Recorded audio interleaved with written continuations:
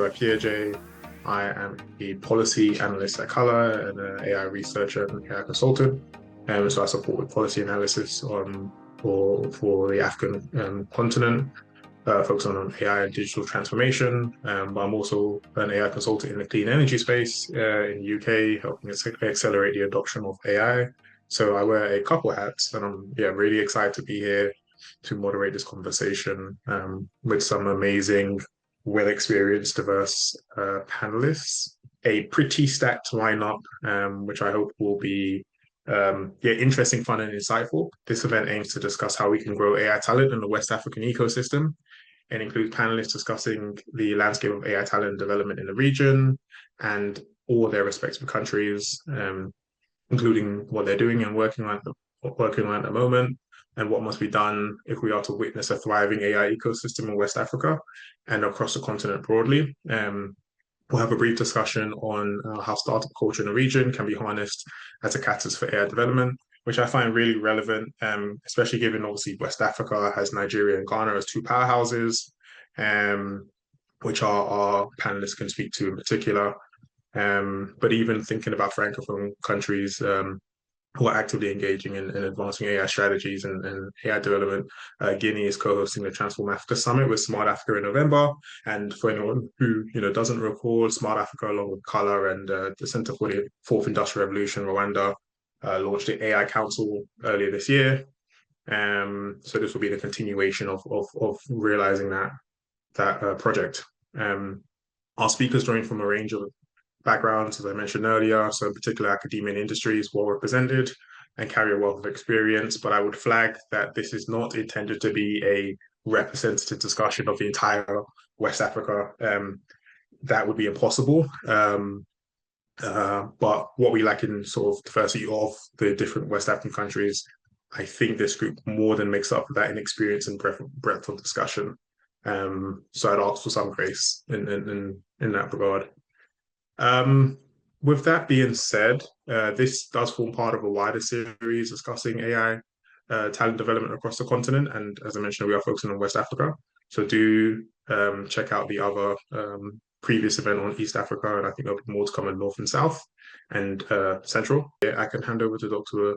Elizabeth Wamicha to speak about, who's a social impact researcher at Color, to speak about the AI Talent Readiness Index. All right, then I will just go ahead and take us through the AI Talent Index. Allow me to share my screen. I hope you can all see my screen. All right, so the starting point for this AI Talent Index was the premise that Color is setting itself apart as a platform to ignite. Yeah, so in fact, the word Color comes from the Zulu word to launch or to ignite, to provoke, to begin, to start, to initiate, to set off. Yeah, so Color aims to do that, to become an ecosystem builder that creates a platform for different creative ideas to grow, thrive, and flourish. Besides that, we are using the 4-horseman model to help us develop frameworks and approaches towards developing a holistic AI ecosystem. So as part of the 4-horseman model, we have data and data systems, where we take the position that data is the fuel for artificial intelligence. And then we have digital infrastructure and compute, where we propose that compute turns raw data into usable insights. And then talent, which is the focus for today's discussion, is building a skilled talent pool from both academia, from industry, from entrepreneurs, and from the government to actually work together to steer AI and build around creating explainers, sustainers, and trainers.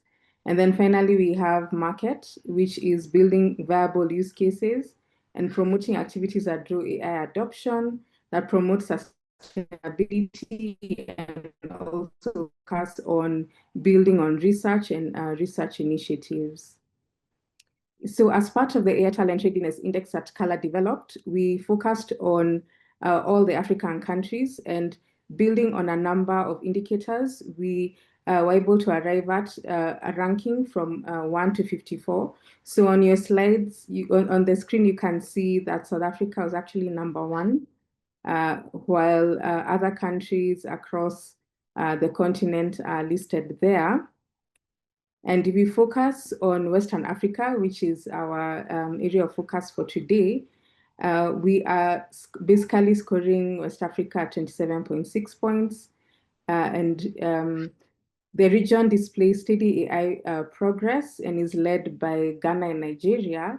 So if you look at Ghana, they have taken a balanced approach to AI adoption, while Nigeria is focusing on a thriving startup ecosystem. And there's also a focus on a strong future potential within the AI space. We also have Cape Verde, which stands out as a high-performing small economy, and their focus is on building impactful and well-targeted digital policies. All right, so I'll just pause here for a few minutes to allow our attendees to access the talent index. You can actually review it at your own time. You can download the document and analyze it. And then I will also quickly share the platform itself. Okay. Hi, everyone. Thank you so much for, oh, wow, that's quite a good number of people who've joined. Thank you so much for joining. As Elizabeth was speaking, yeah, welcome to Kala. Kala, we are Digital Innovation Lab. We are headquartered in Nairobi, but we cover all of Africa. Africa is in our heart. And for us, talent is king. As Elizabeth was speaking about the 5 pillars that we work in, we know that Africa has an abundance of talent. And our goal is to showcase and spotlight this talent to the world. But we need to measure what we have. We need to be able to show the world that Africa has this talent and what type of talent, the quality of talent, and even show our policymakers, on the other hand, what are the gaps that they need to fill. So for us, all these things is why we did the talent index, because we cannot address what we have not measured. And the talent index in this first iteration of it is to do that. We are going to be doing this as an annual thing, and every country everywhere should be looking at it. I know we had a bit of complaints from some countries in West Africa around our measurements and our methodology. They are very open, we're very transparent, we're willing to walk you through what that looks like. So we're really excited about this, and kudos to the team, Joshua, Elizabeth, Mary, who are driving this project. And we hope to see you in your countries. We have like a toolkit for you to start an AI literacy and awareness campaign in your country. And we have seen this happening in Kenya. We've seen it in Togo. We are seeing it in Senegal. And we are happy to work with you. We have Francophone speaking talent teams in our team members who speak French and from Francophone Africa to support you if you're from Francophone Africa. For Nigeria and Ghana, we can speak Pidgin-O. So thank you so much and have a lovely rest of the webinar. Thank you. And I'm so sorry for jumping in. Technology just did not support me today. Thank you.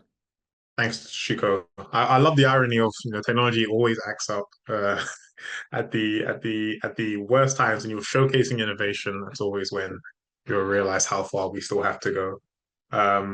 But thank you for the welcome remarks. I will give an introduction to the different speakers on our panel, and I'll try to keep the introductions brief and encourage my amazing panelists to just give a bit more context when you are speaking into your background and what you do. Starting with God's Power, Esurobo, and apologies, panelists, if I do mispronounce your name, do feel free to correct me. God's Power is a program tech product manager specializing in AI solutions and language technology with experience at Clear Global, working on AI-driven solutions for social impact. Currently, they're building Candexa AI, which provides agentic AI systems for enterprise-grade recruitment auditing. We're also joined by Frederick Kwame Minter, who's a robotic software engineer and Internet of Things researcher from Ghana. They're a 6-time hackathon winner, research assistant at the University of Ghana Assistive Technology Lab, with extensive experience in AI-driven solutions for underserved communities. We will soon be hopefully joined by Olufemi Adewumi, who's a programs director at Mest Africa, with over 30 years in IT, telecommunications, and electronic payment systems. Femi was previously director of operations and innovation at IBM Ghana, and the CEO at Infinity Systems Africa, which is an AI blockchain startup. And Femi holds a dual MBAs from Warwick Business School and the Lagos Business School. Also joined by Ashley Emmanuel, who is a co-founder and chief operating officer at Semicolon, which trains tech-focused talent and builds businesses in Africa. Ashley was previously CEO of Enhancing Financial Inclusion and Advancement, with extensive experience in management consultancy with IBM Global, business services, and strategic project program management. And then finally, we're joined by Najib Abdul Hamid, who is a researcher at Microsoft, an ethnographic researcher at Microsoft Research Africa, no doubt, specializing in human-computer interaction, computer-supported cooperative work, and crisis informatics. Najib holds a PhD in computer science from Brunel University in London and an MSc in information systems from the University of Aberdeen. His current research focuses on modern work and AI, investigating the practical applications of generative AI technologies in Africa and their impact on labor dynamics. I'm very excited to get into this conversation. As I mentioned earlier, we have a really broad range of experiences that I hope my panelists can pull from as we get into this discussion. So if I can maybe begin with God's power, and panelists, please do turn on your videos if you can, so everyone can see your lovely faces as you answer the questions and engage in a conversation.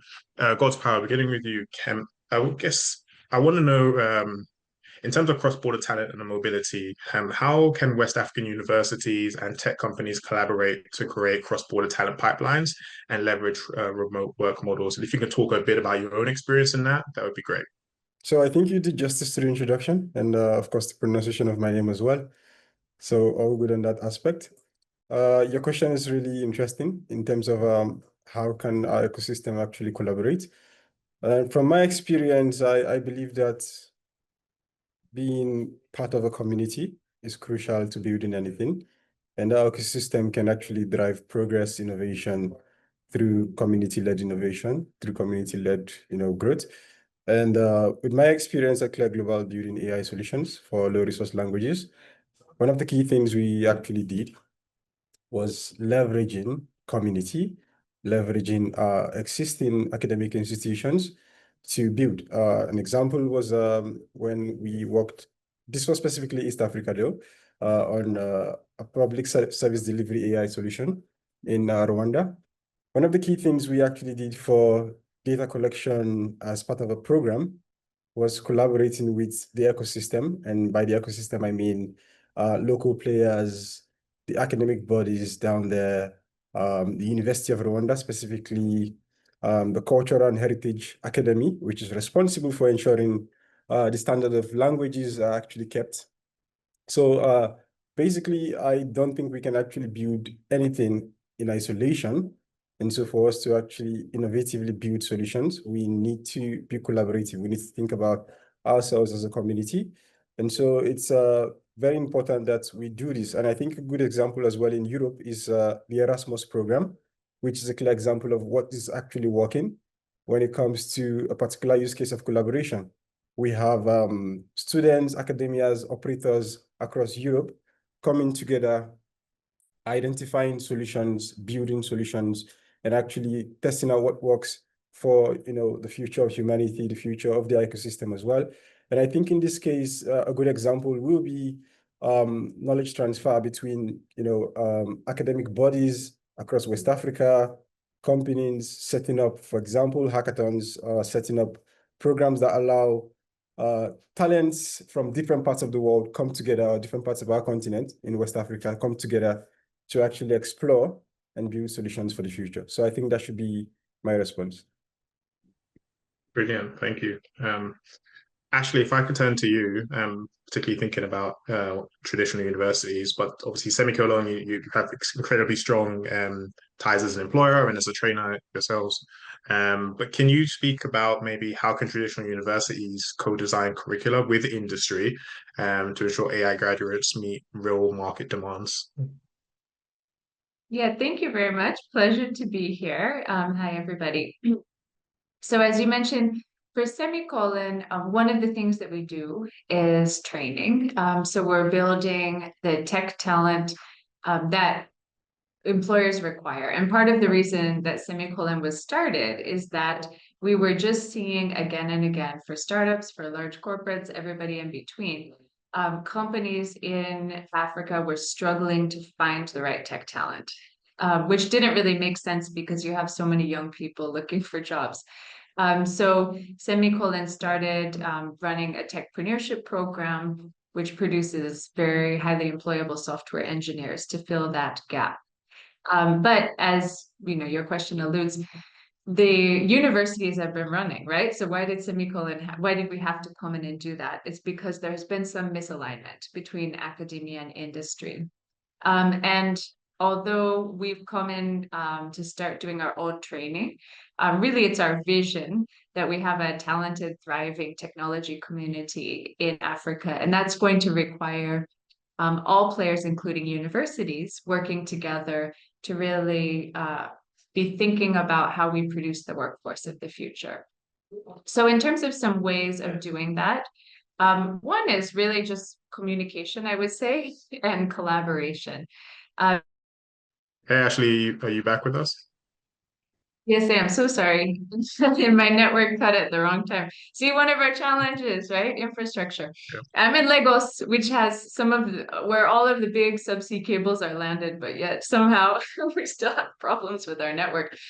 Anyway, so I was saying, you know, we've started partnering with some universities at Semicolon, for example, and they've been really excited about this because they recognize that they want to produce more industry-ready graduates. So I think it's going to require more innovative collaboration in terms of how can different organizations fit together to support people throughout their learner journey to get to where they need to be.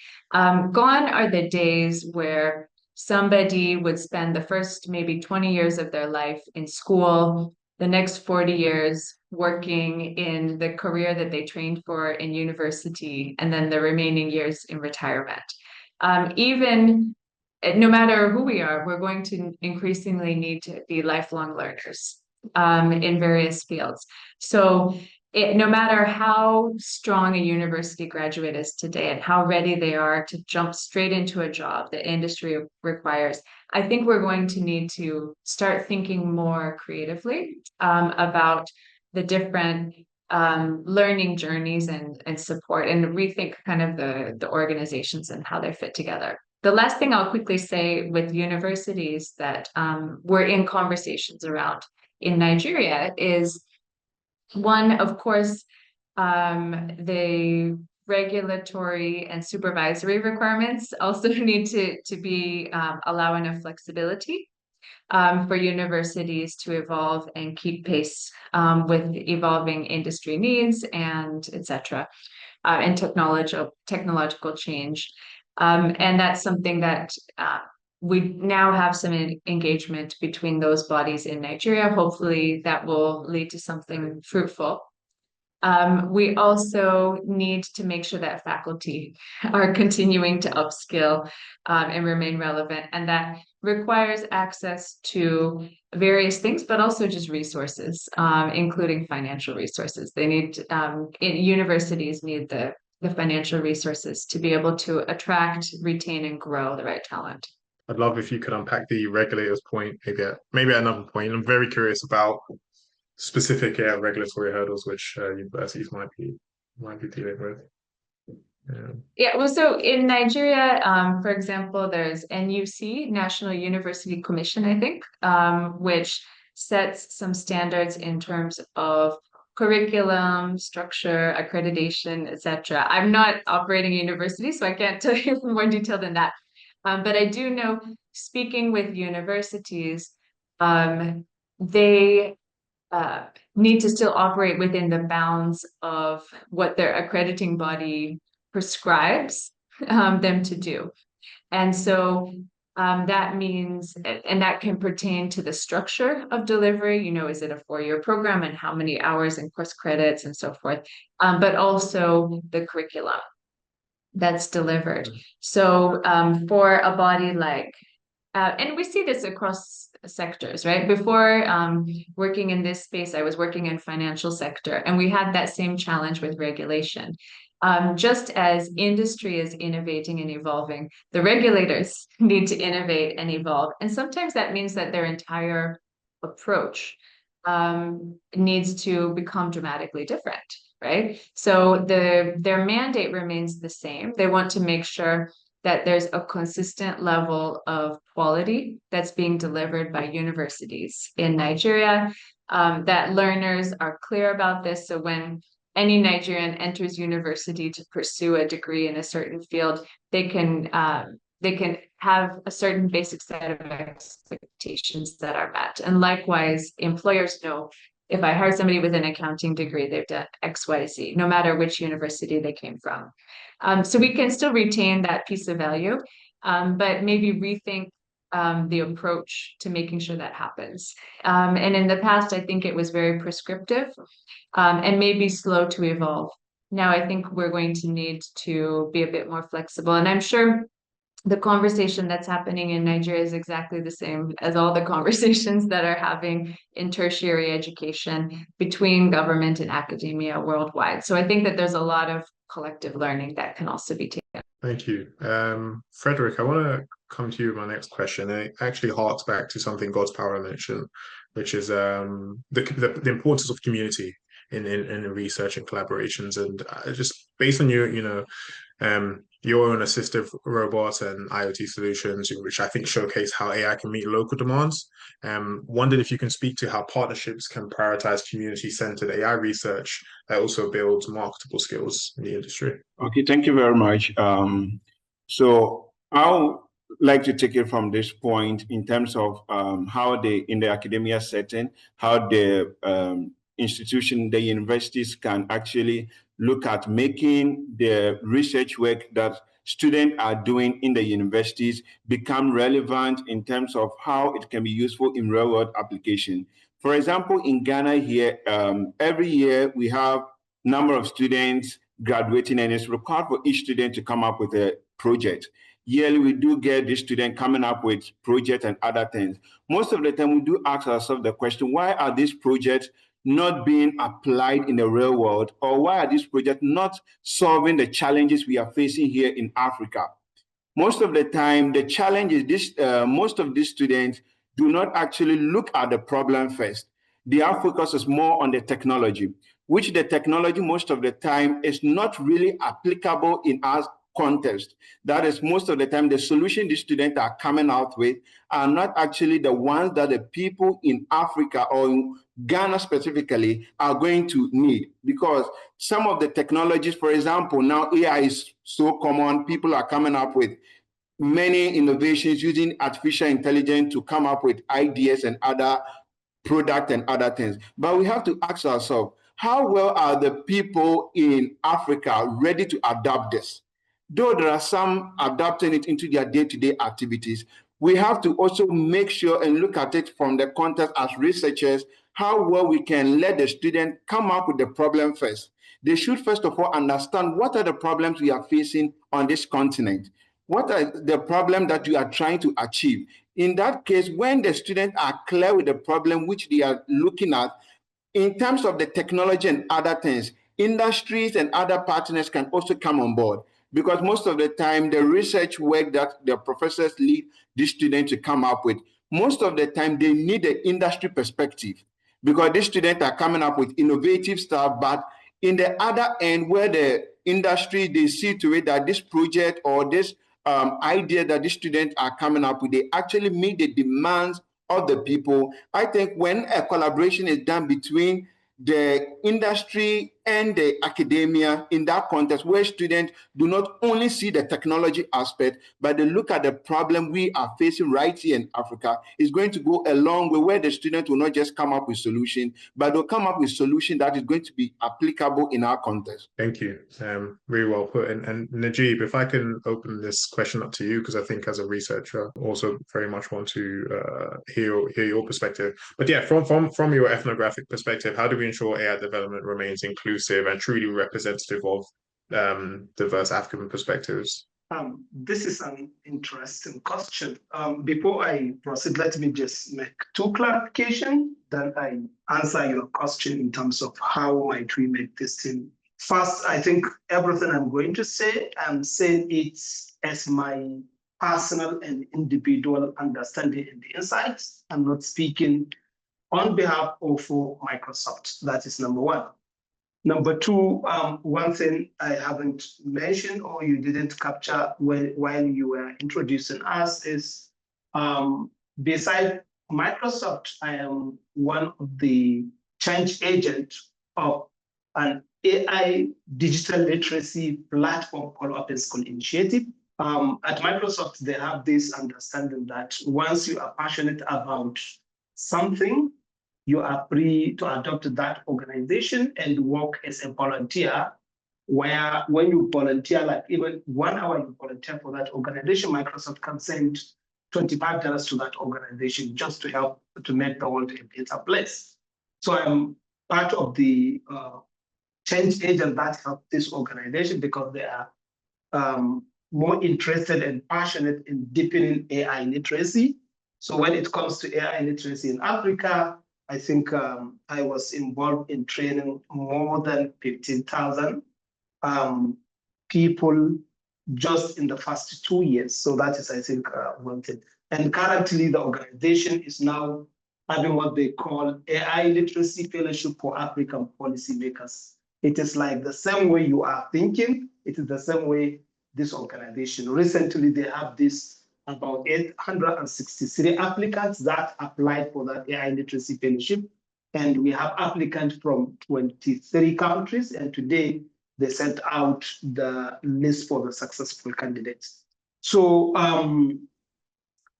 going to answer your question, I think I'm going to use some of the experiences I had working, or I'm currently having working with Microsoft.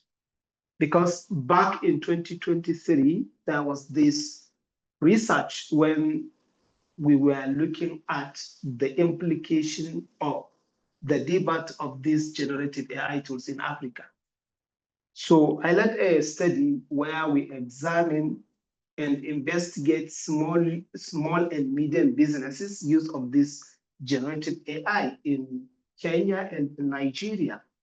And we realized there were so many things that is wrong with this tool, and especially from the African perspective. And our conclusion was like generative AI has language and knowledge problem. When we talk about knowledge, we really mean it doesn't understand our context, our circumstances, and a lot of things in terms of knowledge and a lot of things. That was 2023. And forward, now we have been involved because of that problem. Our research lab is involved in understanding this use of generative AI in one of the health domain, that is diabetes. And we are currently working with some of the universities in South Africa. And we are also partnering with an organization called Digital Green to help improve their products. So what we really understood about that, we really need, if we are building this tool for the people, we really need this algorithm to understand our contexts. So we can't just build a tool while we are sitting somewhere in the comfort of our offices and we assume this tool can work for everybody. But involving these people we are building the tool for right from the beginning will help you to get it right. Let me just give you a simple examples. So I was in one of the field work with Digital Green trying to understand how their PAMA chart and application they use can be usable. So we went to Nandi County, where Digital Green, amazing community, amazing people, helping smallholder farmers, training smallholder farmers to use their tool, to prompt their tools and get feedback on how to prepare meals for their dairy cows or for their poultry. And one thing I observed, like when farmers prompted farmer chat to give them an output, so it was giving them an output in form of you need 5 liters of water and you need to add a proportion, 20% of this, and you need like 3 kilograms of that. The output by that generative AI tool is really, really amazing. It's correct, but it's not usable. In a sense that not everybody among that community can understand when we say 5 liters of water. Not all of them can understand 20% of, let's say, calcium, for example. Or somebody can understand or doesn't even have the scale to measure this is 5 kilograms. So working with the people in the community, like what are some of the relatable items the output can help them understand? For example, do I need like two scoops of your hand of maybe calcium, for example? Or do I need a cup, like 5 cups of this water for me to prepare this meal? I have you understand. So I think one of the things that will make us to be inclusive and design this thing in a way people can understand is to involve the users right from the beginning. That is how you can understand what is the most important thing for us to get it right. We were also, in November last year, we went for field observation when they were trying to help farmers to install the application. And one of the things that I really took away during that field observation is what I call pre-AI layer essentials. Because somebody in the US, in the UK, or anywhere in Australia developing these tools without understanding our specific circumstances. One of our co-panelists mentioned she is currently living in Lagos, one of the most developed countries, but still the infrastructure is failing them. So one of the things I understand and I want to be AI layer is if we want to make this inclusive. So we went where we were trying to help them install the application. So installing the application becomes even a problem to some of these farmers. Why? Some of them are using the smartphone for their children. It is not their smartphone. So they borrow it in order to come and learn how to use it. So designing for the community means you need to think of our initial approach to designing tools is like it is an individual thing. While what we understood here in some part of Kenya, it is a community thing.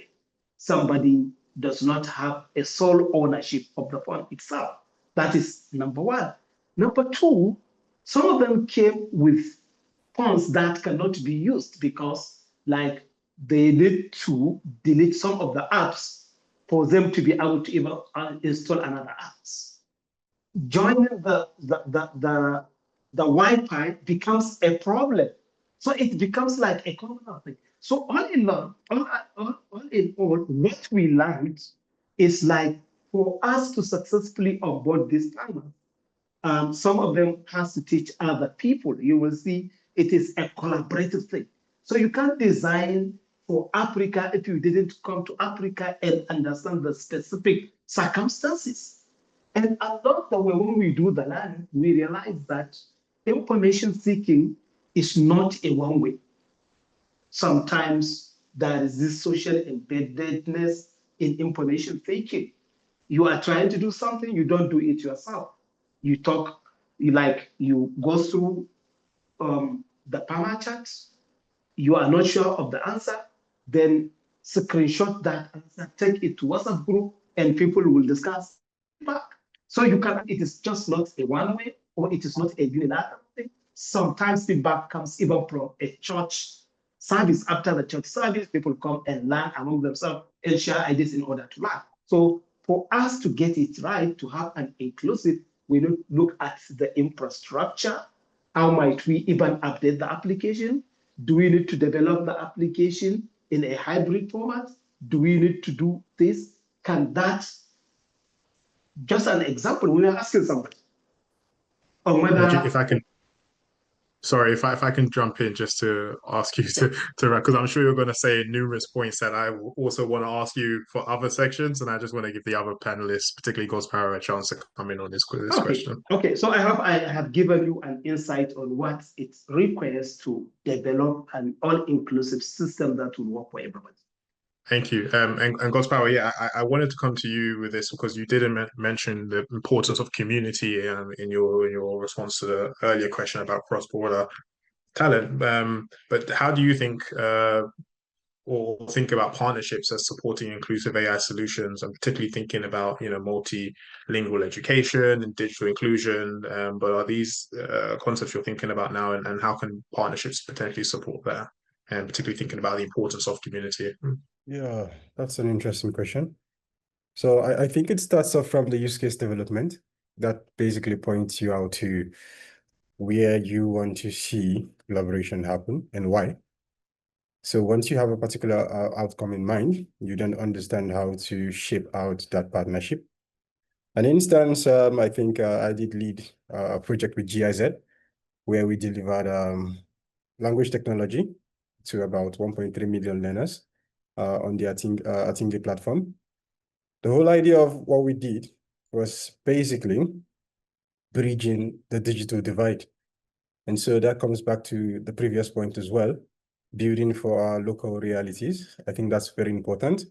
But one of the most important things there, when we talk about building for our local realities, is not just the context, the cultural context, it's also the language context. And in our case, when we talk about the language context, we have basically lots of languages which are classified as low resource language. So I'm just going to clarify that. We have what we call the power languages, which are basically the languages that actually run the world currently. You have English, you have Spanish, you have lots of them that are pretty much common in thriving economies. And then we have languages where you go on the internet and you can hardly find a material or resource, an article, a blog in that language. Think about Kinyarwanda, think about Swahili. You might find, a few assets, a few, data sets on these languages, but very much little to actually work with. And so where do we see such collaboration for education and innovation? That's where we actually fall back to our academic bodies, our academic ecosystem, existing companies to say, how can we actually collaborate to build, number one, our data sets? Because data is basically the fuel for anything artificial intelligence. It runs on data. And so previously from experience, what we have done was we say, this is the use case we want to develop. In my own case, we developed basically a bilateral machine translation solution that allows anyone learn in their preferred language. So I can take a course from Harvard in my own language by simply clicking on a widget, a button, and have the entire course translated to what I need, or read out the entire course in my own local language as well. This was one of the things we did back by GIZ.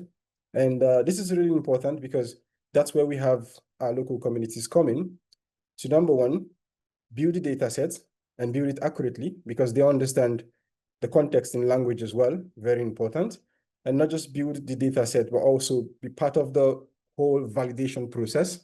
So I think the scope of collaboration improves because besides contributing to build the data set, we now also validate what's the standard. Because when we have so many languages, we have structured languages, we have unstructured languages, we need the experts, which are the locals, to tell us, this is the standard, this is the pronunciation, this is the accentuation, this is how you actually spell. That helps our model gets better. And so one of the things we have done, existing models out there do not have this context. And so what we have done was fine-tune existing models as well. For some language which have no resources, we built out the model from the ground up. And so fine-tuning basically would be collaborating with these students, collecting that data, using it to improve. And this is just an example of how collaboration can actually take shape. And when it comes to education, I think besides just building solutions for, I would say, online learning, we need to think about our infrastructure. So some of the solutions we built were basically strategically developed to work offline as well. And that's the idea behind, because we understand that not every student would have, you know, a Starlink-like internet service. Not every student would have the best device out there. So we built for latency in mind. We built for all of those in mind. And that's how you build for our ecosystem, you know, collaborating.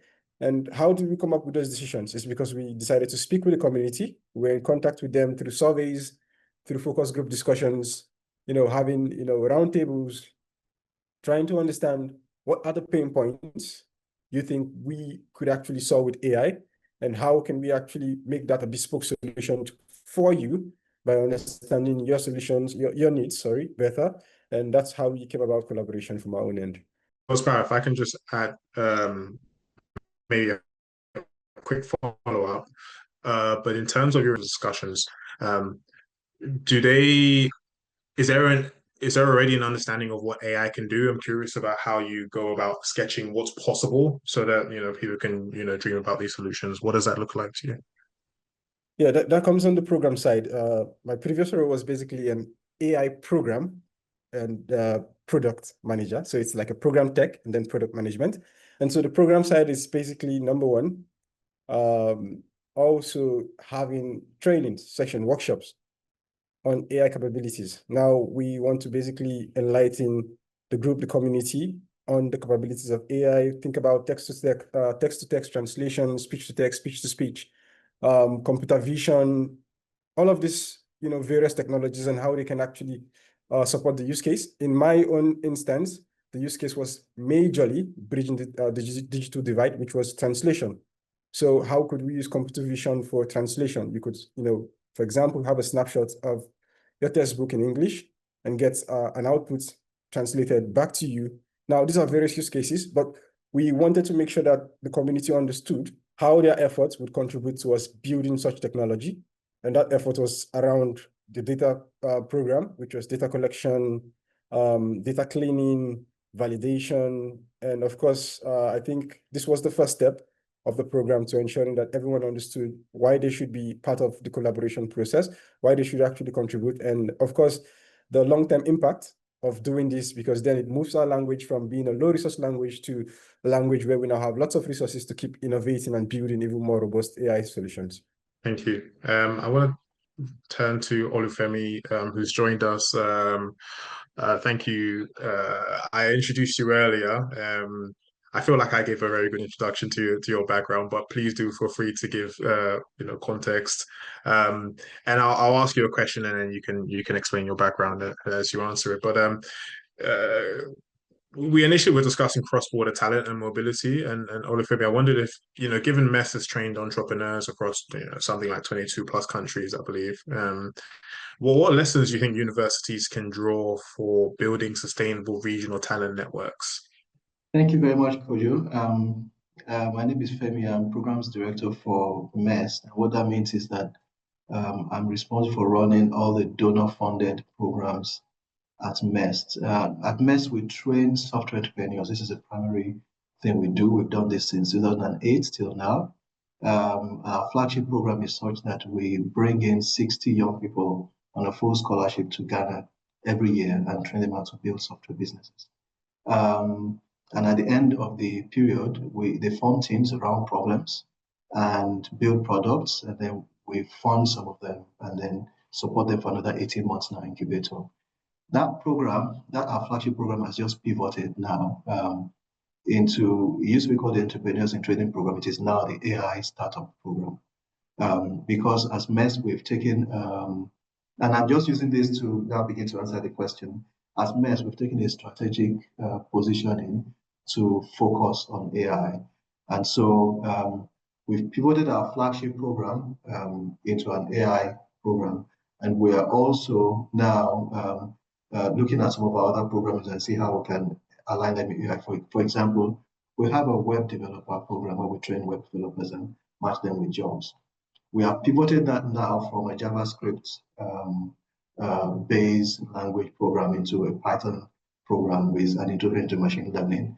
And so in another month or so, we're going to be graduating 50 young people who are Python developers and have been introduced to machine learning. So how can like universities help to begin to churn out more talent to bridge the gap in AI, for example? I think first of all we need to maybe take a step back and understand what AI is. I like a statement I've heard the Mastercard Foundation say time and time again, that they want Africa to move to become from consumers of AI into creators of AI. And that statement is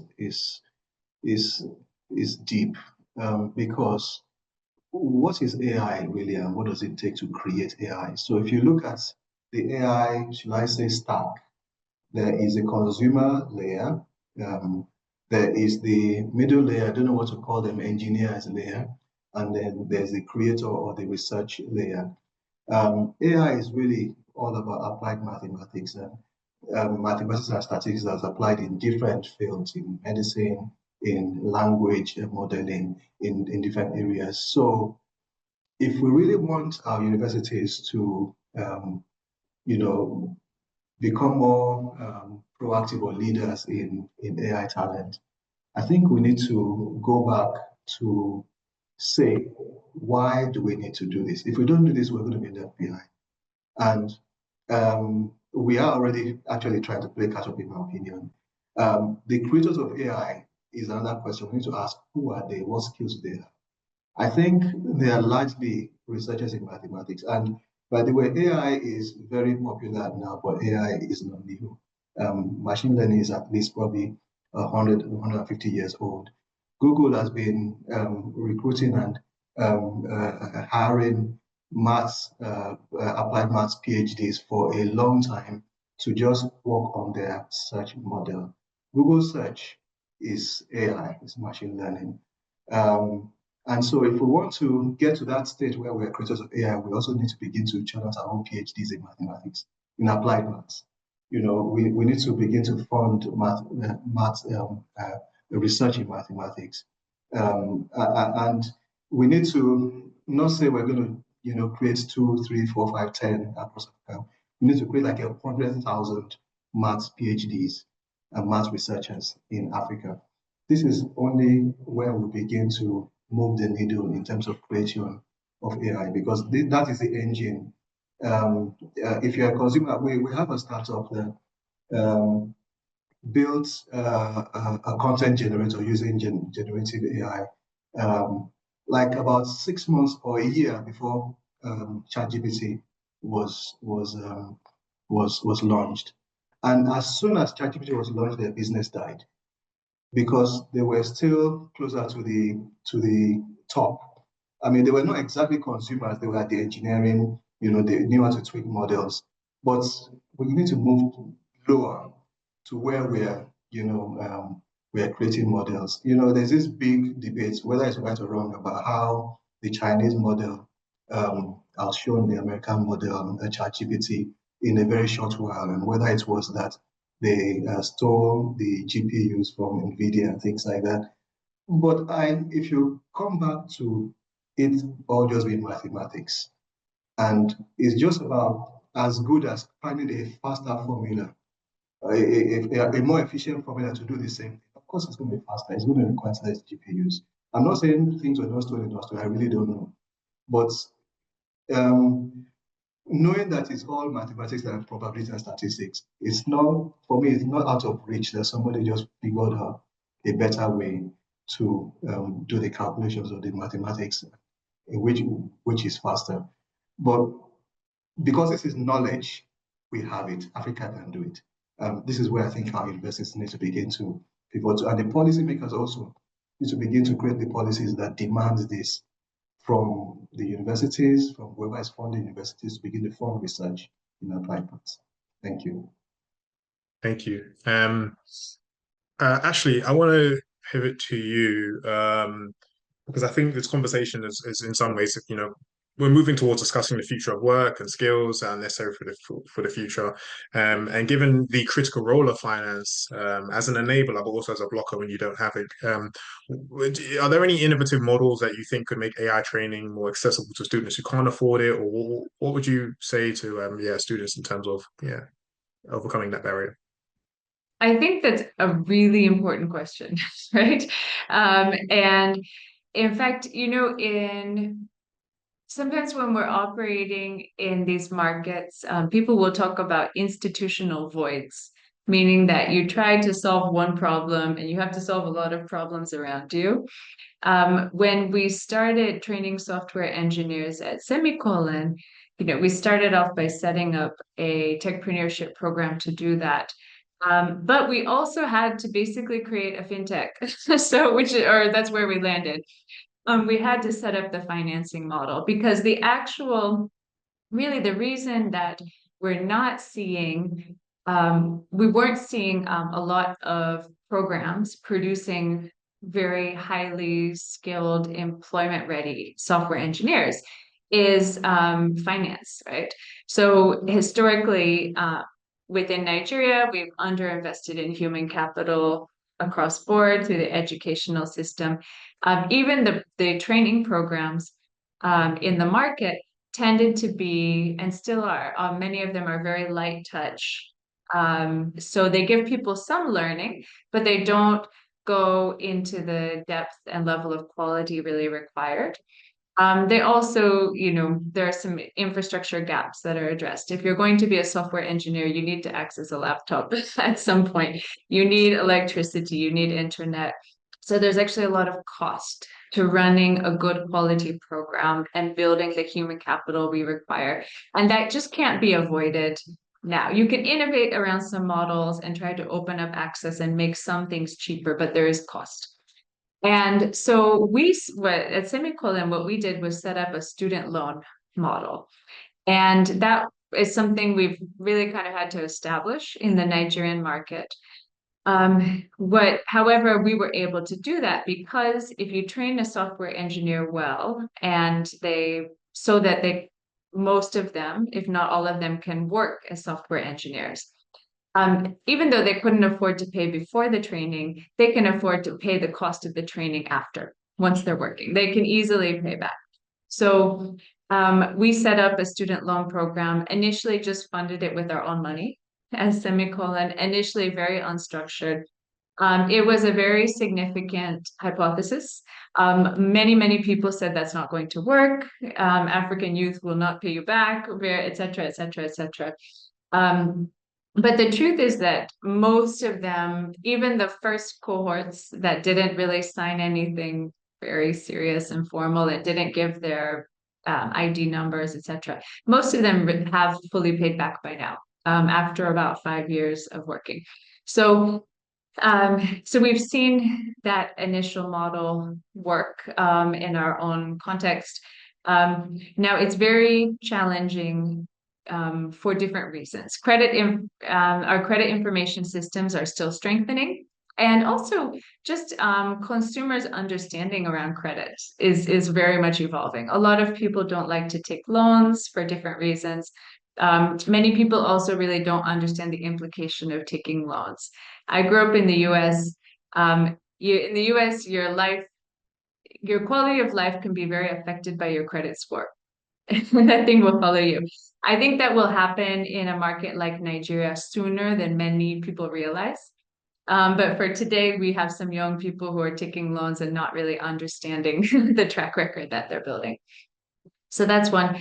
Another challenge that we have in financing anything is that in a market like Nigeria, interest rates are so high. So inflation is 20-something%. Right now, the monetary policy rate, that baseline lending rate sent by the central bank in Nigeria is 27.5% or so.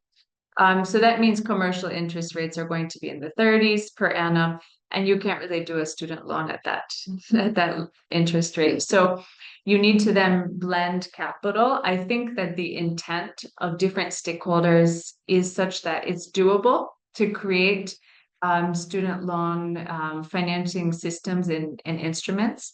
You have some DFIs, development finance institutions, that are interested. We have philanthropists, philanthropic capital that's interested. People will fund endowments, and they have done so, which we've been able to blend into our student loan financing. But it's very, very difficult to get a new financial instrument launched in the market. So that's a journey we've been on for some years now. We continue to work on, and really we're doing that as Semicolon, partly because yes, it helps us train people, but we're training some thousands of maybe software engineers. We feel that if we address those education financing problems, it's really catalytic for opening up many access to other programs that provide really quality training and education. And as I mentioned, I think one of the reasons we even see challenges with universities and the quality of output from universities is their funding is very low. If you look at the pay for lecturers, if you look at the financing that they have for infrastructure, supplies, etc., it's quite low, and it's because government has tried to keep tuition affordable, which is a valid goal. But I think that there are innovative ways that we can really look at financing education. Brilliant, thank you. I really appreciate, I think as an incentive for Semicolon to you're financing the training, but that the repaying of that loan in itself is also tied to the success of the actual engineers. I think that's incredibly smart and a really good approach. Yeah. And we believe that's actually very important. And so when we talk to partners about financing loans, we're very clear that we will provide a guarantee. If somebody is not employable because we didn't do our job in training, we should cover that cost. And that's something that you've not hit, even in markets that do have more established student loan systems, like the United States, for example. Oftentimes the universities are still collecting their money up front, and they don't really have any financial incentives tied to the eventual financial well-being of the graduates. It may work fine in that market, but our thinking is that at least to start with, if we're going to introduce instruments like student loans, they should be really tied to programs that get people into high earning pathways so that you have a repayment. And then later on, we can look at how do we open access to a broader range of educational financing. Thank you. Frederick, if I can come to you now, still thinking on this idea of innovative models, but as a robotics instructor, are there any, learning or mentorship models that you find would be helpful for under-resourced institutions or students with emerging skills? Okay, thank you very much. So at Inclusive Tech Group like this, our focus is mainly on training persons with disabilities. So we have seen that there is this gap where most of the time, though our focus is on training talent, we most of the time focus on able persons who can maybe students and others, but we are leaving behind persons with disability, those with visual impairment and other forms of disability. Most of the time in Africa, we most of the time overlook just group of people because we find the challenge that assistive devices and other devices to aid them in their day-to-day activities is even expensive for them to afford such devices. So most of the time when it comes to training and other things, they are being left out. So at Inclusive Tech Group, our main goal is to train persons with disabilities in emerging technologies, how to go about their day-to-day activities using AI or other technological tools to better up their lives. And most of the time, the challenge we most of the time see is they don't have any knowledge when it comes to even the basic computing skills. So when it comes to even just smartphone, how to even use smartphones and others, you find out that this person, some are in the university because my role as a researcher in the assistive technology unit in University of Ghana, I get to see most of them who do not have any knowledge about technology. Some, when it comes to even operating smartphones, become very difficult for them. So at Inclusive Tech Group, like we take this as an opportunity to bring these persons together to teach them as to how they can better have their lives in terms of using the traditional way of doing stuff, less as a student, using the brailles and other things, and looking at where the world is going to, where nobody is now waiting for you to use the braille tool. The braille is actually a device that aids persons with visual impairment to be able to write in a certain pattern. So we tend to train them to understand that the laptops and other things, the smartphones you are having, they can be used in this particular way to better up your life. Another aspect that we also find is this. We found out that most of the time, engineers who are software engineers and other robotics engineers, when they are coming up with solutions, they do not factor accessibility. Most of the time, they sit in their room, assume that this solution that I'm bringing out for this group of people is actually going to work for them. So most of the time, it's become a challenge. So another thing we also do is yearly, we organize this program to train, to help the software engineers and other engineers to understand how they can better up accessibilities, and which currently, though in Ghana here, they are pushing it forward. I don't know for other African countries, but Ghana here currently, we're actually pushing it forward, making sure that every institution, be it the educational institutions, be it at the workplaces and other things, there is that inclusiveness where they bring persons with disability. So engineers and others get to interact with them. Then solutions and other things coming up, we can add them into it so that we bring out a solution that at the end of the day, not working for only some group of people, but it tends to work out for everyone. So one thing also that we mostly tell students when we go to the universities to train some of them, we make them understand that the solution you are coming up with, though we are preaching about how they can solve problems in the African context, they shouldn't also look at it from only the upper level. They should look at it from the basic level in terms of how persons with disabilities, persons with different forms of abilities can use their solution. Because if we have, for example, 12% of a whole population having different forms of disabilities, and you are creating a software which those people are excluded from it, it becomes a challenge, because there should also be your target market whereby these persons also get to know that the application you are coming up with, they can also use for their day-to-day activities, and they can better out their lives. So most of the time, we also try to push those agenda. And another aspect when it comes to the AI development, most of the time we do have the complaint that because of the data that this generative AI most of the time are being trained upon, it becomes very difficult to adapt to our settings. Yeah, that is true, but most of the time, there is a way we as engineers also, we should look at things in our context.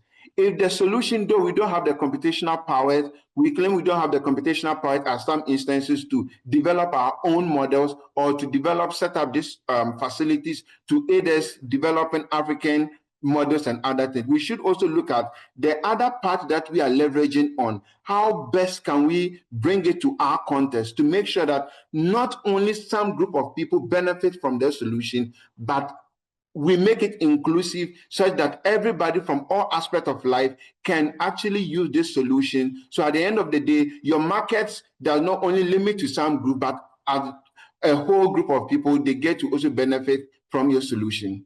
Thank you, Frederick. Thought it was brilliantly. Najib, if I can come to you before maybe we change topics, because I'm curious if you can maybe expand our thinking on this. I know you've been working on the Modern Work and AI report by Microsoft. I'm just curious if there's any insights you can share from that work, and any insights you can share broadly about how generative AI has been applied across West Africa. Yeah, just in terms of the modern work and AI research that I think you've been involved in, is there any insights on that you can use to help us think about how generative AI has been applied across West Africa? Any notable case studies, use cases? I'm a little hesitant to provide that at this moment, as we are currently writing a paper on that. So it may be a preemptive to our finding of that. That's fine. But broadly, I guess, in terms of the applications of generative AI, are you seeing any notable use cases across the continent that stand out to you as possibly indicating where this industry is heading without drawing from the report? I don't want to get you in trouble. Yeah. Actually, I can just give you something broadly from what we have seen in Africa. They're using it like in mundane and in creative ways. And around that time, that is what they called cross-carpeting approach, where users use these tools for free. And they use one tool and they move to another tool and they move to another tool, depending on some of the constraints provided by the tool they are using. That is one other interesting thing. And another interesting thing we have seen has to do with dissatisfaction with regard to the content, because there is this general thinking that the output is not meant for the consumptions of Africa because of the data that was trained in developing the early generative AI tools like 3.0 and all other things. So most of the thing people see is like it has Western-centric viewpoint rather than the African perspective. But that is an interesting thing, like people are saying, it improves the quality of their work. It makes them more productive, and if not because of the pricing approach, some of them are happy to pay money in order to use that tools because they have seen values in it. The problem is like you are having a small and medium business, you are a small and medium business owner. So they have this, let's say you are paying for ChatGPT. So ChatGPT is $20. For somebody who lives in the West, it's something like a chicken pea.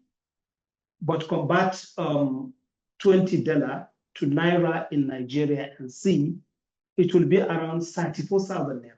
How many businesses can be able to pay that 34,000 Naira in a month to do this thing? So that is some of the challenges we have seen. Thank you. Olufemi, if I can come to you with this next question.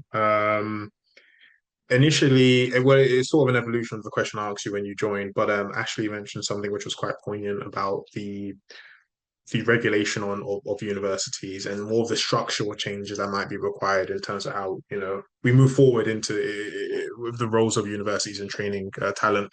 But are there any structural changes that you think universities should make to the AI curricula, or in terms of designing AI curricula which combines theory with the real world project incubation side of things? Yeah, so we actually have been involved in the education sector in Ghana for the past 1.5 years, because of our EdTech fellowship with the Matheka Foundation. So we've learned a lot about how the different tiers of education works in Ghana. I think it's similar across Africa.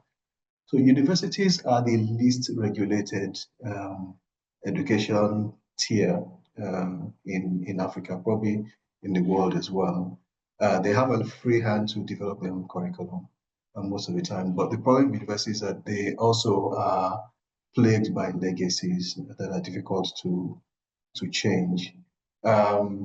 So I think for Africa, a way for this to happen is to have, I mean, sometimes the real reason is that the funding is constrained. So you just go with what is easy to do rather than do the more difficult things that requires more funding. So the big help, I think, for universities in Africa would be for corporates, both international and African corporates actually, to begin to support universities to create products, to create curriculum that will begin to train people in the new AI skills that will benefit them. Because the truth is, if we churn out people who are not skilled in the future technologies, they will come out into the workforce and will not be able to employ them, or we will employ them, but they will not be functional. We will not be able to also compete in that new world because the skills that are available are not fit for purpose. So corporates need to actually get involved and not just wait for government to enforce it. Begin to help universities rethink their curriculum and fund the change. And fund research. There's a lot that can happen. So a lot of African corporates, very rich, but still do more or less the same kind of things. And they really, in my opinion, are at risk.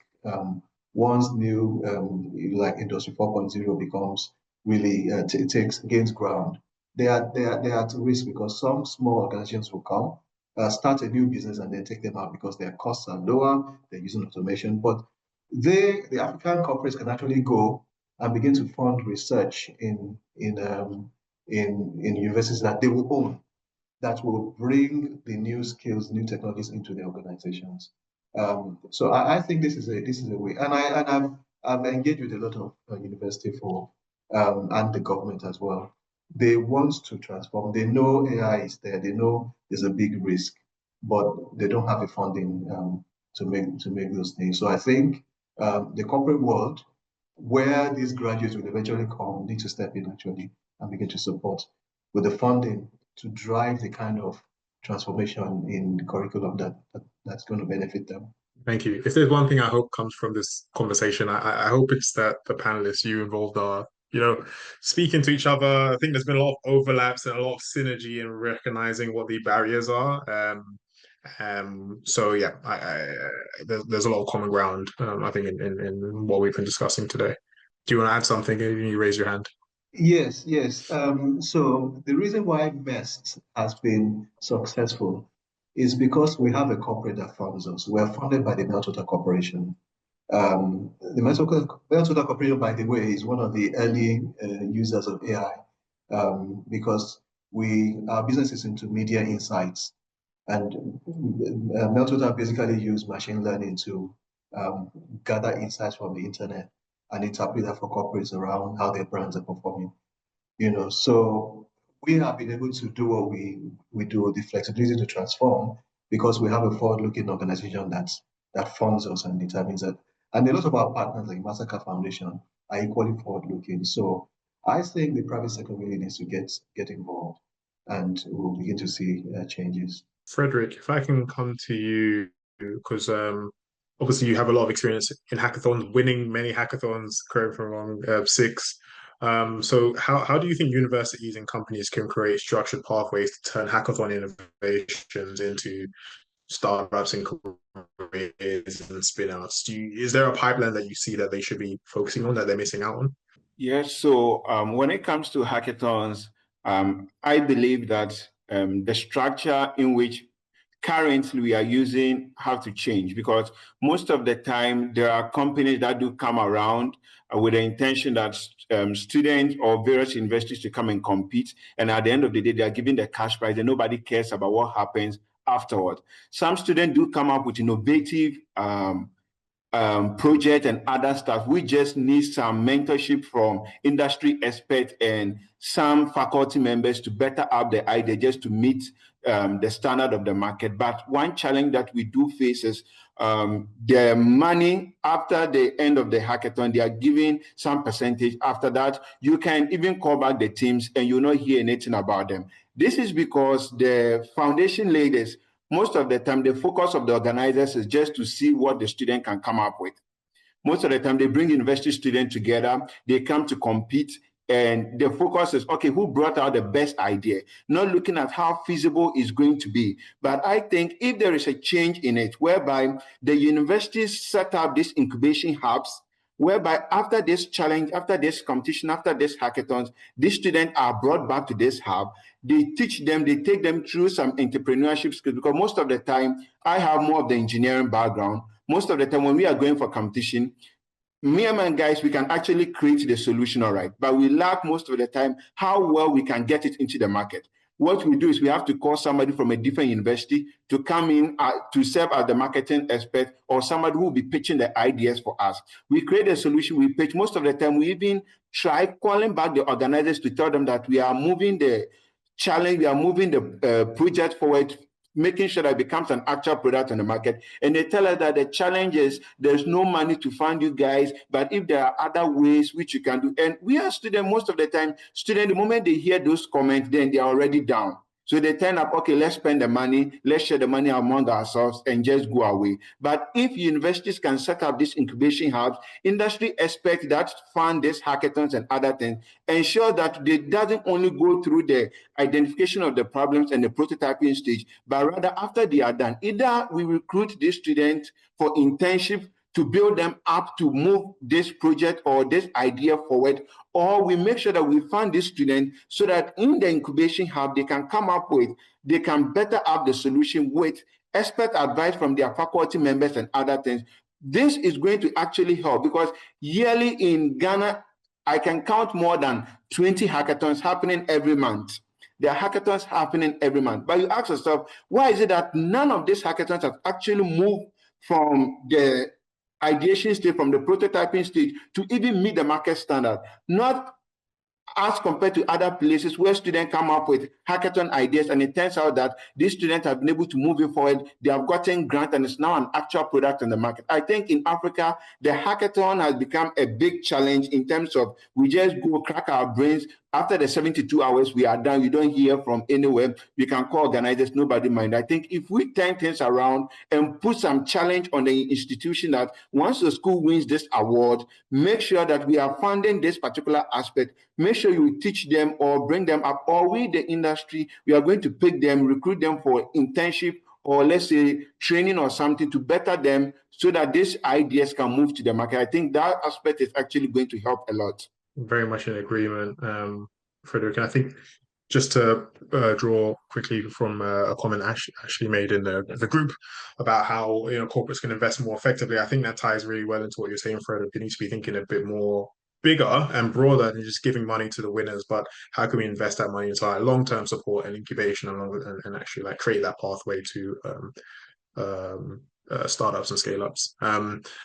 Ashley, I'm going to come to you, and then God's Power, I'm going to come to you afterwards. I just wanted to quickly mention for the audience, if you have questions, please do add them to the chat. We will be reading out questions soon as they come.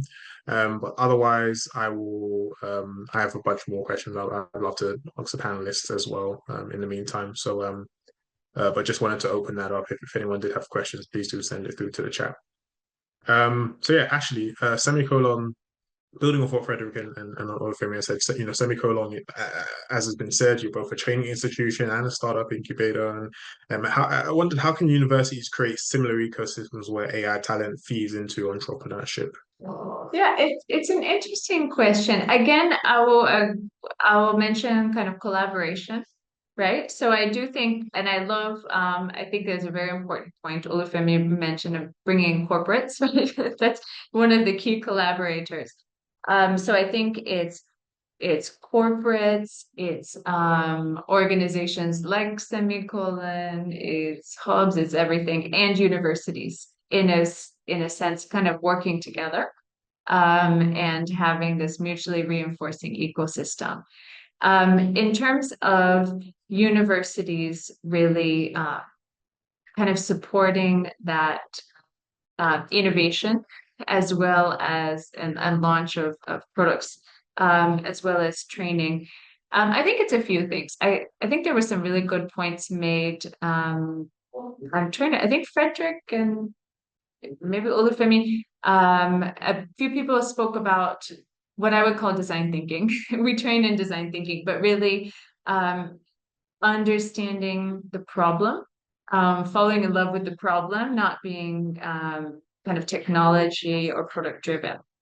In our approaches, understanding the users, the stakeholders, the people at the center of the project, of the challenge. So I think, and then I think it was God's Power was just speaking, but this point around readiness for then moving innovative solutions out of hackathons or out of campuses into practical, into bringing them to life.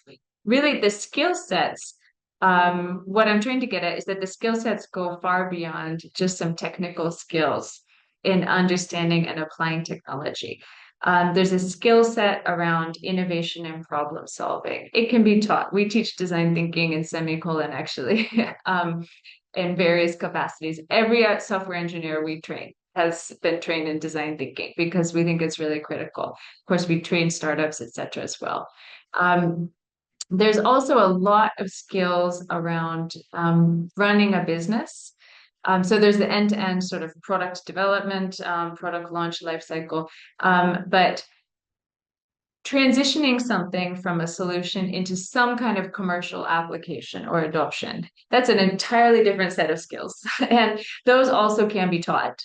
And they might not necessarily be taught by the university, but maybe they have business courses, etc. And maybe there's also some linkages to those partners and those mentors and other entities, right, that can come in and guide these teams. As was mentioned, the corporate relationship. So I love the idea of corporate innovation challenges, and in fact, I'm trying to set up some more programs, even with our semicolon learners, where you have students who are being trained as innovators and engineers and problem solvers, actually work very closely, maybe even in teams, with some people from a corporate context. And they're working on a particular challenge that's of importance to a corporate. So the engineer trainees get really practical business experience. They get a lot of guidance around what the problem actually is, around those domain and industry experience. But the company gets to benefit from fresh perspective, energetic teams working on solutions that they might not have the internal capacity to address. Right. So I think those kinds of partnerships, just exploring different ways of bringing solutions to light, can be really interesting. Yeah, so I would say that kind of holistic, looking at the skills, looking at partnerships in a variety of ways can help us. I would say the last thing maybe is that when we think about moving solutions from that linkage between university and industry in terms of the innovative solutions themselves, the students are still learning, and sometimes there's something viable that comes out of that group. Oftentimes, I kind of think of hackathons as more venues for inspiration and learning, and not so much as and sometimes for putting people together, networking, which is really important, but not so much as a birthing ground for a company. I think that because there are so many skills involved in building a company, sometimes it's better for people to go and get that a bit more work experience and life experience, have that innovative foundation and keep it with them, but then come back later once they are more positioned for success. However, universities are also full of academics who are creating solutions. And so I think that we can also be exploring ways,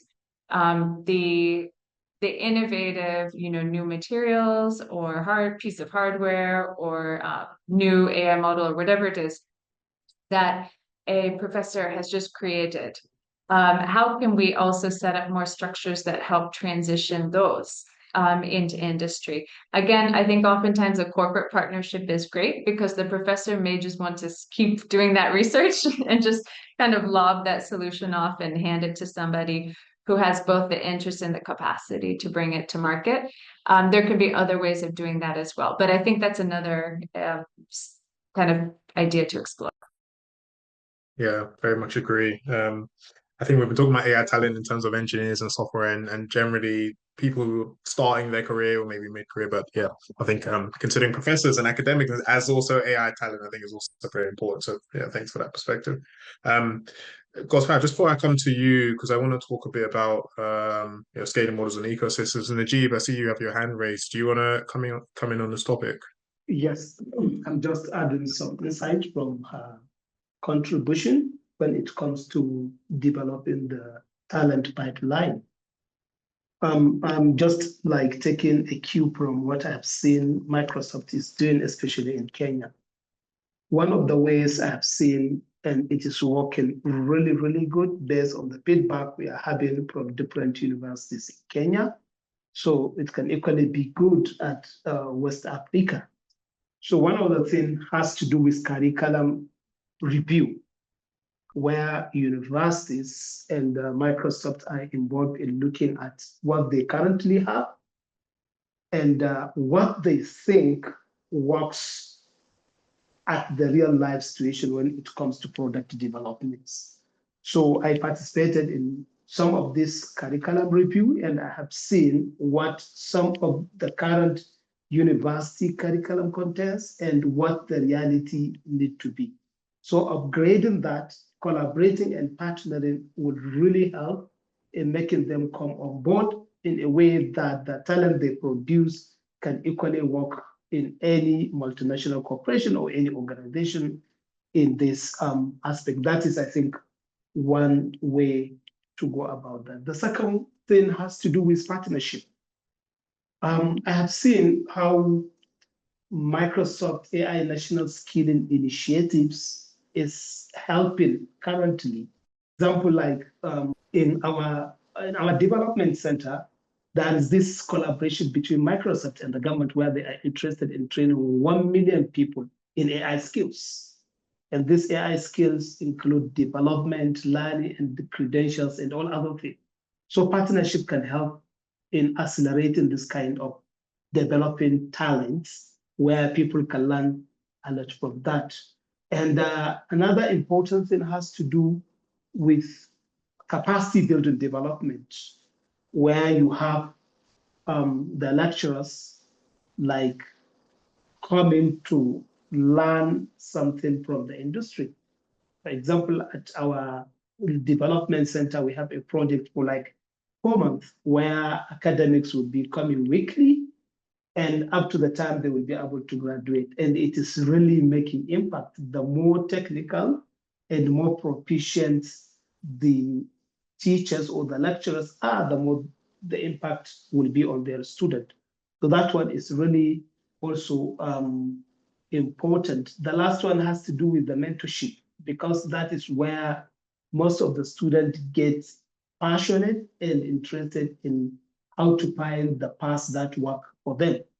Last year in October, we have this session where I interface between Microsoft employees and students in Nigeria, where we ask them about their trajectory, how they move to industries, what they did, what made them like good enough to be employed in that. And students learn a lot in terms of where to read, how to prepare themselves before even coming out of the university. So I believe this will add in developing the talent pipeline we are looking for. Thank you so much. Brilliant. Thank you. Gosfara, if I can pivot this conversation to begin to, think beyond single institutions, and I wondered if you can talk about if there are, or the possibility of remote learning and project-based models as a method to help scale AI talent development across diverse contexts. I'm just curious about your own experience in remote work and remote learning. Like what from a project-based, are there project-based models that can help scale AI talent development across the region? While learning is actually really important, I might divert from that a bit because from experience, learning is very important, but at the same time, executing gives us the additional layer of expertise we all need. And while we invest heavily in making sure we close the skill gap within our ecosystem by ensuring that corporates come in, lots of training programs are actually there for our talents to learn and become better equipped for the world of AI. I think it's also important to create a playing field for them to execute on what they know outside the hackathon. And so when we talk about remote learning, I like to think about remote working specifically, because that's one way to actually learn, especially when we have the global stage. It basically, breaks down the global divide and allows you to live, to work, and succeed from anywhere. And that's one of the things I've been advocating for. Part of the work I do at Condexa AI, which is pretty much early, is basically building a global index for fairness to allow anyone from anywhere have, a chance at a job as long as they have picked up the right skill. And this is something we are actually really passionate about. We have been backed by, for example, a Shark Tank investor in the US who's passionate about how can we help, these developing economies actually meet up. And this is a use case we have seen before. For example, India was a global hub for technology, with lots of talents coming out of India. And I think that's a huge possibility for Africa as well, because when we have that talent base, we can also export talent. And thereby we are closing the gap with the global stage, because these talents come back definitely to build solutions. It's obvious in solutions like perplexity, so many solutions out there where we have experts go out on the global stage, lead innovations, and then come back to actually develop the ecosystem. And that's where I think remote work is the great equalizer, basically. And so when it comes to remote learning, when it comes to remote working, creating an environment that enables talents to do so is very, very much important. And that means building out platforms, that connects us with the global stage. So for example, we have a solution like the Forage on the global stage. So the Forage allows anyone who is basically a beginner in technology, get experience from leading companies out there, Microsoft, Cisco, you name it. They basically have that open platform. People can actually get real, world experience solving problems at that level. And I think this is really crucial for us, because when we expose our talents to global problems, they move beyond solving problems for our ecosystem to solving problems for the global stage. That is now inclusive of Asia, North America, Europe, and thus that transferable knowledge comes back into Africa to build, rapid innovation, to drive rapid innovation as well.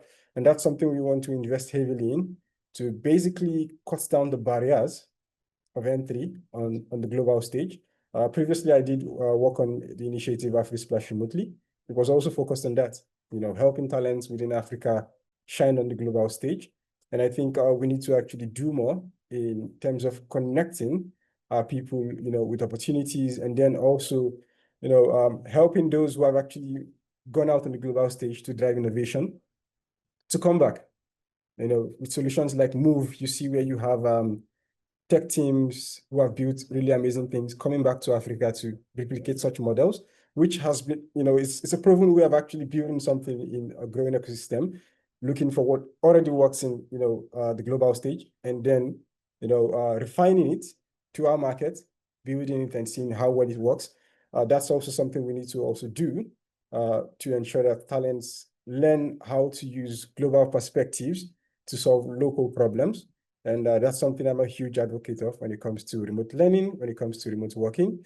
And I think that connection is very much needed, bridging the gap between Africa and the rest of the world. Thank you. I don't see any questions from the audience, so I'll continue asking some. But again, a reminder to share any questions that you might have in the chat. In the interest of time, I won't take up too much longer. I'd ask maybe maybe one question each of the panelists, potentially two if I'm going to be very cheeky.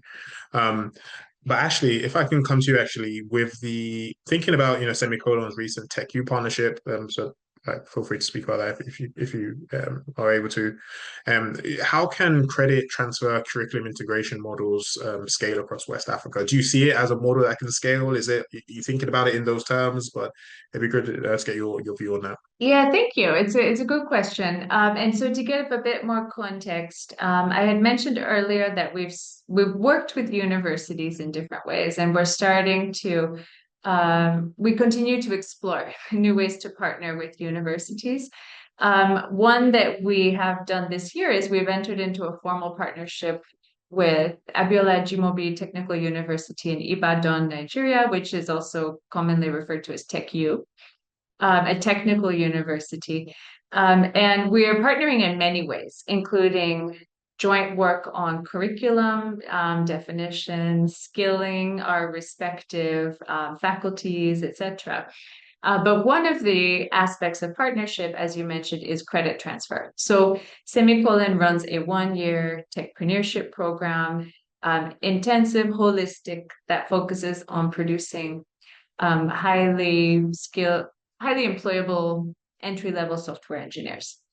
And we've seen in the past, we've actually trained many people who have university degrees in computer science, but they still come to Semicolon and take a loan and spend another year working very hard.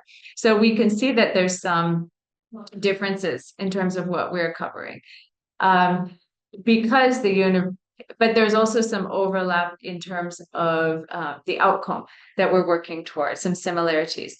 So TechU is basically recognizing our program as partial course credit, because now we're seeing more and more people come into our techpreneurship program straight from secondary school.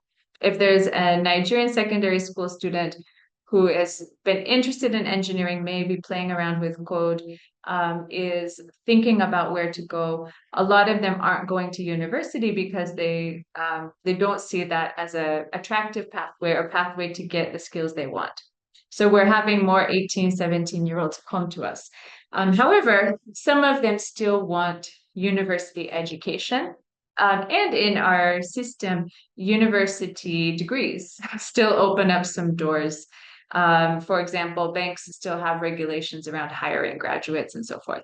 So the TechU will basically recognize our program as partial credit, allow our graduates to enroll and basically go through 4 semesters, which is 2 years in the university, and get a BSc in computer science instead of a 4-year program. So by coming to Semicolon, somebody's taken 2 years off of their learning journey. And so we're exploring with that and other models. We're still now working with them on, although we've agreed and we've signed and announced that partnership, we're still working with them on now fitting that back into their own accreditation and regulatory structures, right? So how do we map? And so we're doing the detailed work of mapping those back and forth. But I see, like I said, I see a lot of non-traditional continuous learning journeys happening, and hopefully more partnership and handoff between a wide range of institutions, because we're all working toward tackling the same problem. So I think we need to even think differently about the learner journeys and how we can work together to get involved. The one other thing I'll say on this concept of credit transfer and movement between institutions is that we're also seeing some global patterns perhaps around this. So one of our partners, for example, is Henley Business School in the UK. They actually train our techpreneurs, but we partner in other ways. And many of the Henley Business School students, even though the physical campus is in the United Kingdom, many students come from around the world.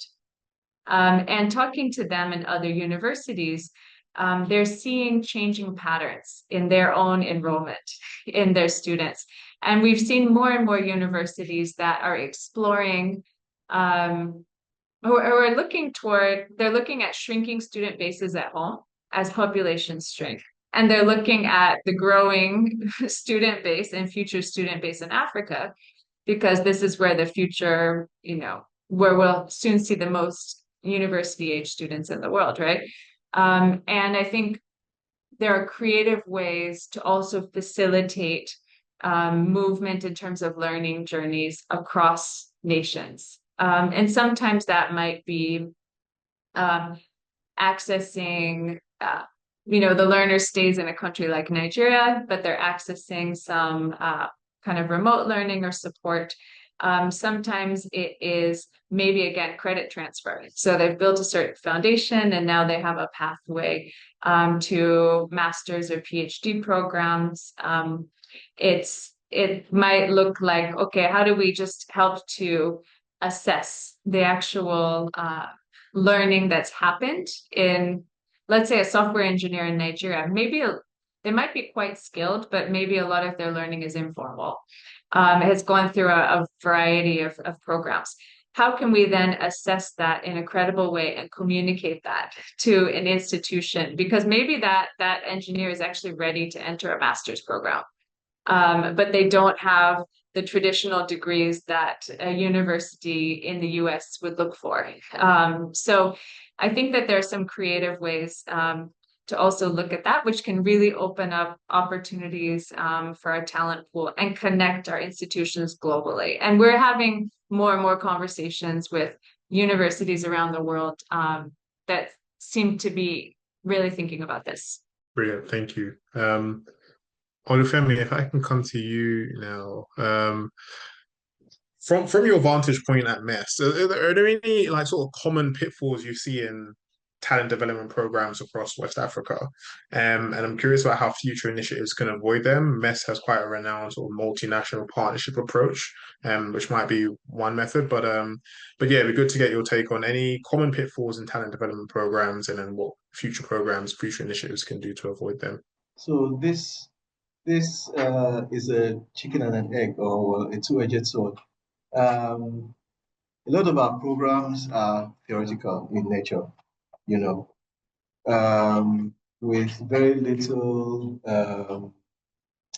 roots in life, in experience, and so I mean, such graduates of such programs tend not to be very useful, because they've not really learned how to apply their skills in practice. Maybe the difference that many accelerator programs like MEST have that we bring to the table is that we solve real problems. So we train entrepreneurs to solve real problems. So they are actually going out there in the market or in the world looking for problems to solve, engaging with real people.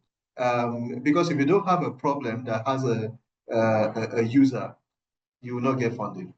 If you don't have a problem that has a sizable market, you will not get funded. So the difference here is that, we, our programming, our training is rooted in the real world. Maybe this is a pivot that institutions need to make. Pivot their programs in such a way that it is experiential.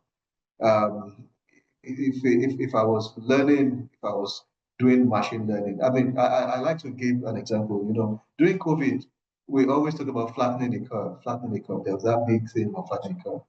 The flattening the curve was a diffusion model where that talks about how bacteria or viruses diffuse through a community. It follows the normal curve. So, but this is people who have taken the mathematics or whatever they've learned and brought it into the real world.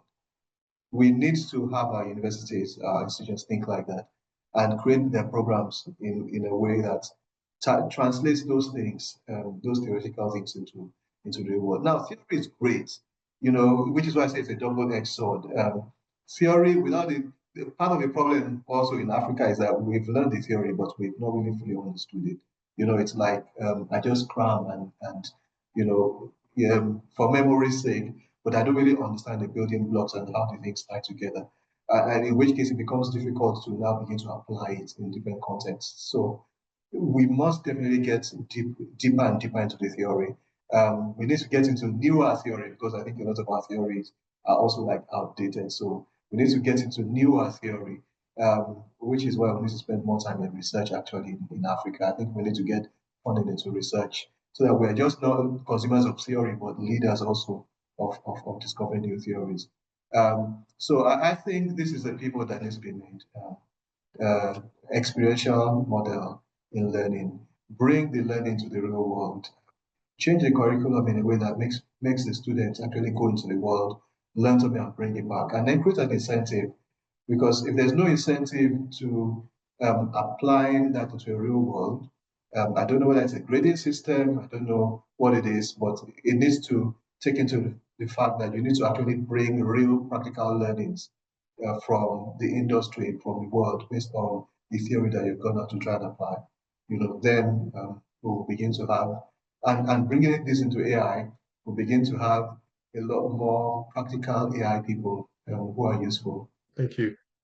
Frederick, from your experience in hackathons and research labs, what role do you see competitions and grassroots innovation hubs playing in shaping West Africa's generation, like next generation of AI leaders? So obviously you mentioned earlier, like an important correction that needs to happen with hackathons and how we think about rewarding them and supporting them.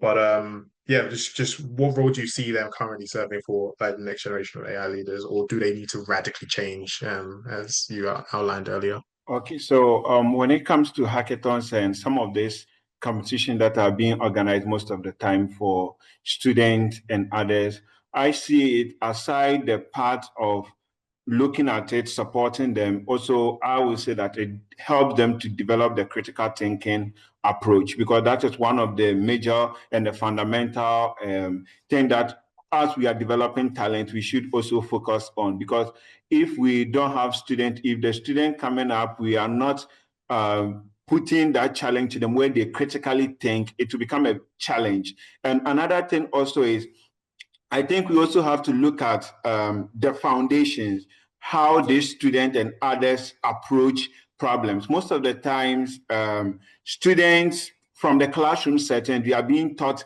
calculations and others. And when it comes to the practical approach, it becomes a challenge in terms of how am I going to solve? Because the lecturer has 2 hours to deliver a whole coursework in a day. So without 2 hours, the lecturer is not able to move deeper. The lecturer is not able to move deeper to teach the students some of the mathematical foundations of such AI algorithms and other things. But with these hackathons and some of these programs that are being organized, it gets, most of the time there are these robotics challenges that are organized in Ghana. Then most of the time when you go, you could see students who partake in these challenges, they most of the time understand the mathematics and some of the fundamentals of, let's say, AI and this robotic physics and other things, they understand it clearly, as compared to students who spend most of the time in classroom only focusing on the theoretical aspect. Though the theories are good because most of the practical things are built on these theories, but most of the time, these competitions also bring the student out to not only look at the things in the book perspective, but they are able to look at it in the terms of, okay, the mathematics, the probability and statistics I learned in class, I've been given a robot. How am I going to make use of this idea? How am I going to make use of this physics and other things to be able to come up with something meaningful? So I think most of these trainings also build the student up in terms of the critical thinking and also understanding the foundational models and the foundational upbringing of most of these AI tools. Yeah. Thank you. God's Power, I have a question for you from the audience. It comes from Beloved, who says, leveraging AI is very necessary in the tech space, but there are so many talented individuals in this space in West Africa to get hired after applying for over 200 plus job openings. How do we tackle such a problem so as to make West Africans improve and grow in their careers? I guess that's particularly speaking to yeah, even the shortage of jobs and more of a supply issue. But yeah. Yeah, that's an interesting question. So I think it's all about getting your foot in the door. But the first process to actually achieve that is understanding yourself. It's a question of, where do I want to be? Where am I currently? And how do I get there? That's basically self-assessment, a question of, what skill do I have that would actually create value on the global stage? I think this is really, really important when you assess yourself. So for someone who is in the, for example, more technical space as a software engineer, what aspect of software engineering do I need to master to actually unlock the doors of opportunities on the global stage? And then sometimes we sit down waiting for an internship to actually learn those skills, but that's basically a path to failure. Basically, we don't need to wait. One way to actually grow your career on the global scale, on the global stage, on the global scale, however you want to actually do that, is taking initiative. That's what the world of technology is all about. It's not about how many certificates you have, how many degrees you have. It's all about technical know-how. And how do you get that? From day one, start contributing to open source projects. I tell people this: if you're a technical person, There are lots of open source projects aside technical hackathons. There are lots of open source projects you can actually contribute to. And by doing so, you are actually interacting with global professionals who have more experience than you. And then you are building experience on how to collaborate across, distributed teams. You are building experience on how to collaborate with someone who has, for example, a more sophisticated knowledge base than you. This allows you to understand their approach to problem solving, allows you to understand how they think, within the world of business in general. That's something I always say. For example, you're not technical, you want to go into business. Build a newsletter, simple as a newsletter, scale it to 1,000 readers, 2,000 readers. It's basically giving you experience with building something from 0 to 1, which is all we look for on the global stage. Because if I'm going to hire someone, I've been a hiring manager for so many years, one of the first things I would actually look into is, have you taken the initiative to solve a problem that you consider interesting or is particular to you?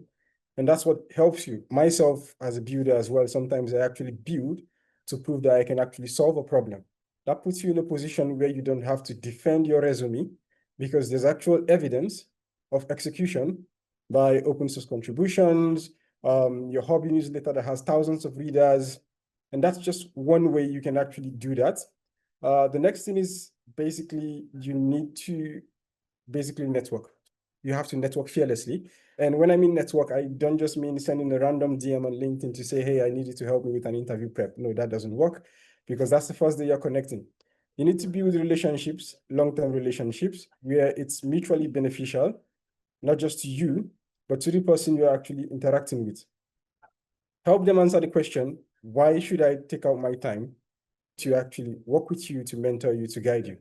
And part of that includes doing the homework. So I had a mentor who was previously the head of engineering at Salesforce.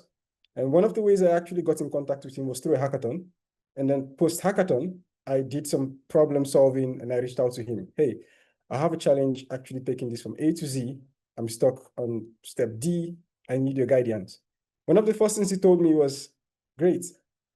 Why I'm actually speaking with you right now is because you have actually taken time to do your homework, to actually take the problem from a state of ambiguity to a point where you do not, have any understanding about how to go about it anymore. And thus, I see that you are invested in actually solving this problem. So going with just word of mouth to say, hey, I need you to mentor me doesn't convince people because they have a busy schedule, they have a crowded calendar. Why should they actually take out their time to actually help you grow? Now, once you're able to secure this partnership by doing the work, subsequently, you want to give updates. This is part of your relationship, mutual relationships. You want to actually make it clear that, hey, I'm here to support. If you need someone to shadow you on a side project you're working on, I'm here to actually support you. Now, when an opportunity opens up, your name is basically the first that comes to mind. Reason being that you are not just looking to discuss a job opening. You have actually been present within their professional journey. You have actually been collaborating and they trust you.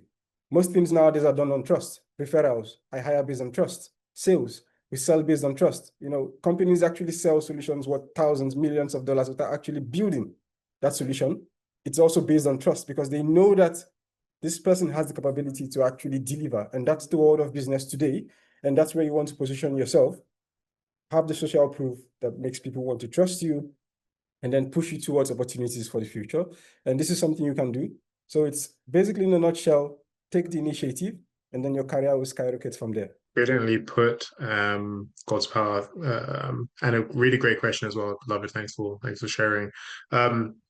I don't think it's possible for me to top that, so I won't ask another question. Panelists, I just wanted to firstly say a big thank you to you for joining and sharing your insights. It's been incredibly useful, and I hope it's been an engaging conversation for you and the audience, for everyone who stays and who possibly watching this recording. Thanks for engaging. Thanks for listening. Do feel free to follow our panelists on LinkedIn. As God's Power said, please do not just send message, help me, help me, help me. But actually, follow their work, follow their platforms. Many are, quite senior, have founded companies and offer great insights for their own LinkedIn platforms. So do continue to learn from them moving forward. But thank you so much, everyone, for joining us for this session. And please do join again for the next one on the same topic, looking at another region in Africa. Thank you very much. Thanks very everyone. much. Bye-bye. Thank you very much. Yeah.